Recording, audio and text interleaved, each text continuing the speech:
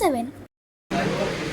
జ్యోతిల నెహ్రూ గారు ఈ CMR relief fund లేనప్పుడే ఇందాక మన బుల్రాజు గారు చెప్పారు, ఆయనకి గవర్నమెంట్తో సంబంధం లేదు, గవర్నమెంట్ పథకాలతో సంబంధం లేదు.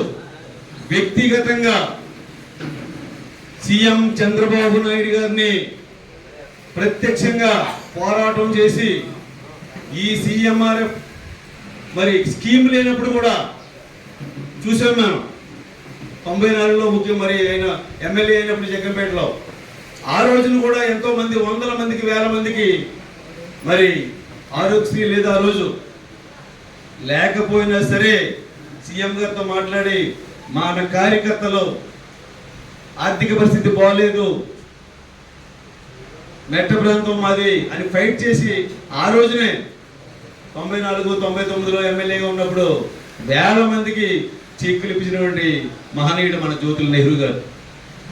మరి ఈ రోజున అదే పంద ఆరోగ్యశ్రీ వచ్చింది. మరి ఆరోగ్యశ్రీ కూడా ఉన్నది చెప్పుకోవాలి మనం.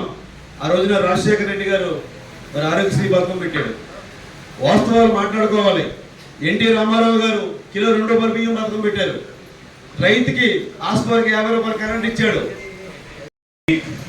మరియు సభలో ఆశీర్లైనటువంటి ఎస్వి సప్పలరావు గారికి, మార్చిడి భద్రం గారికి, వీరరెడ్డి కాశీబాబు గారికి, లచ్చ గారికి, నూతనంగా మండల పార్టీ అధ్యక్షులుగా ఎన్నికైనటువంటి జీరు మణిబాబు గారికి, దేవరపల్లి మూర్తి గారికి, ఆర్యవైశ్య డైరెక్టర్ కొత్త కొండబాబు గారికి, ముసలి నాగేశ్వరరావు పేరు పేరున ప్రతి ఒక్కరికి